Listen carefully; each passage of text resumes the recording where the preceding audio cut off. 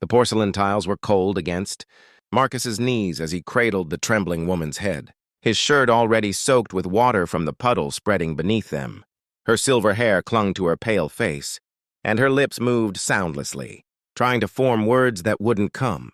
In that moment, kneeling on the bathroom floor of Romano's Italian kitchen, where he'd worked doubles for 3 years straight, Marcus had no idea he was holding his entire future in his hands. The dinner rush had been brutal that Tuesday evening.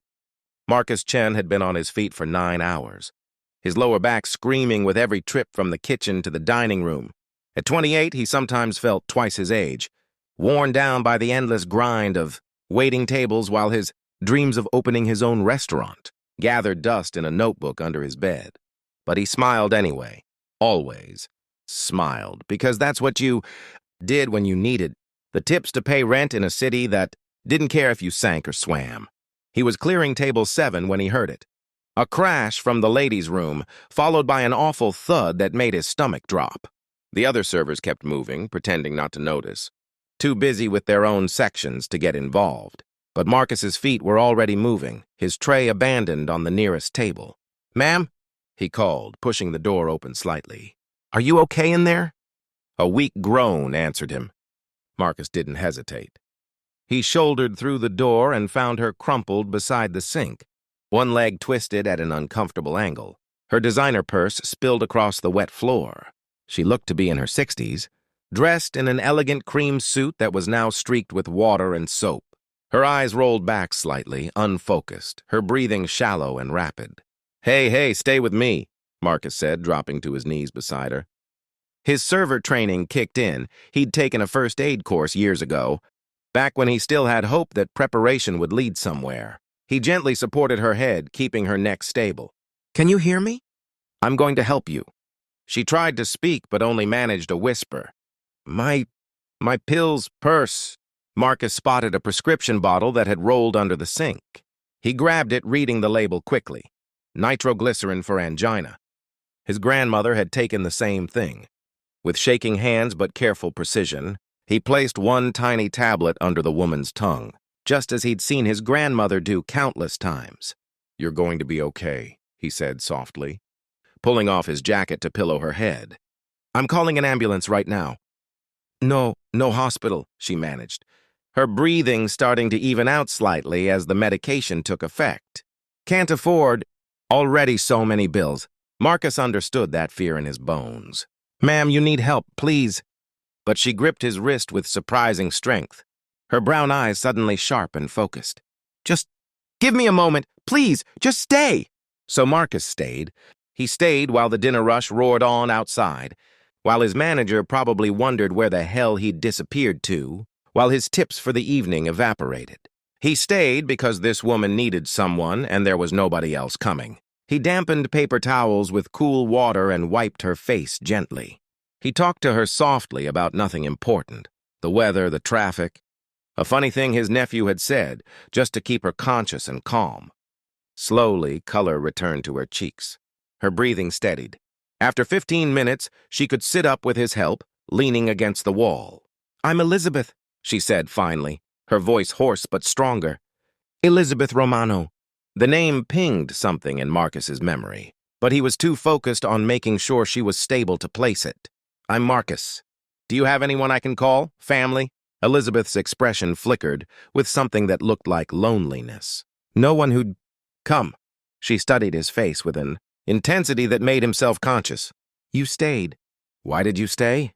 Marcus shrugged, uncomfortable with the question. "Because you needed help. That's reason enough, isn't it?" She laughed, a sound like rustling paper. "You'd be surprised how few people think so." She gestured to his name tag, then to the door. "You work here. You're losing money sitting with me. Money comes and goes. You only get one life." The words came out before Marcus could think better of them, and he felt his cheeks warm. "Sorry, that probably sounds preachy." "No?" Elizabeth said, her eyes growing bright with unshed tears. "It sounds like something my husband used to say." She paused, collecting herself. "He died 2 years ago. Built this restaurant from nothing. Romano's. My family name." Marcus's eyes widened. "Wait, you own Romano's?" This restaurant? And 4 others across the city, Elizabeth confirmed. Though I suspect you already know I own this one, since you work here. I've never seen you before, Marcus admitted. I thought.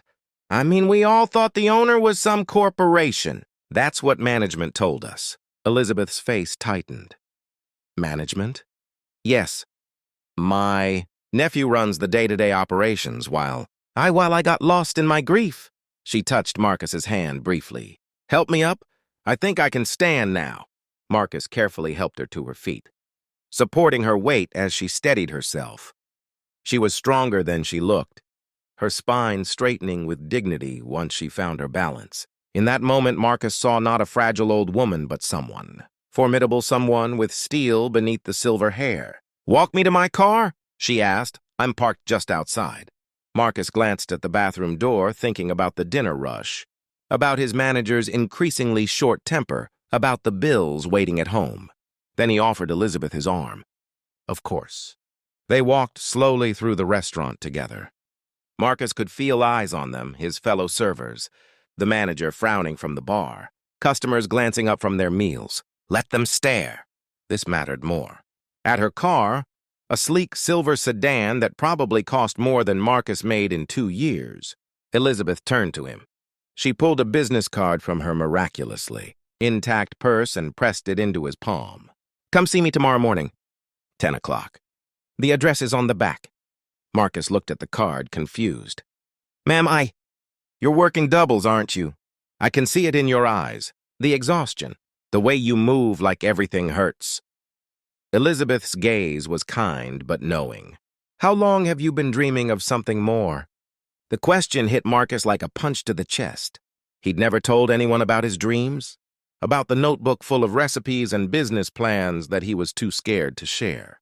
How did you... Because you have the look, she said simply. The same one my husband had when he was washing dishes and dreaming of his own place. Promise me you'll come tomorrow. I have a morning shift. Not anymore, Elizabeth said firmly. I own the restaurant, remember? You'll be there, won't you? Marcus could only nod, too stunned to speak.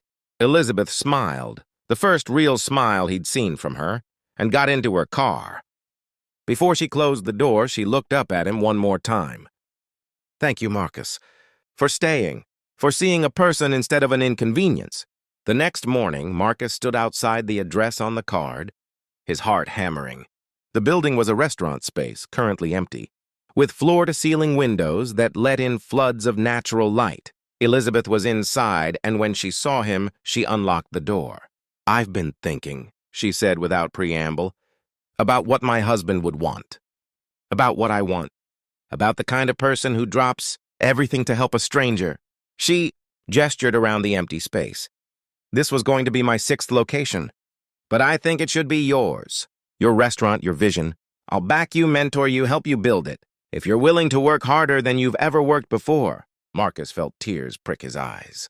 I don't understand. Why? Because kindness should be rewarded, Elizabeth said simply. Because my husband always said the best investment is in good people. And because yesterday, when I really needed help, you were the only one who stopped. She extended her hand. So, do we have a deal? Marcus took her hand, his voice breaking as he said yes. Yes to the opportunity. Yes to the dream. Yes to proof that sometimes, in a world that so often feels cold and indifferent, one moment of simple human kindness can change everything. 6 months later, Marcus's table opened its doors, with Elizabeth Romano at the first table and a line of eager diners stretching around the block. And if you looked carefully at the staff, you'd notice something unusual. Every single person working there had a story of being given a second chance, of being seen when they felt invisible, because Marcus never forgot what it meant to stay, to help, to choose humanity over convenience. That's what kindness does. It echoes.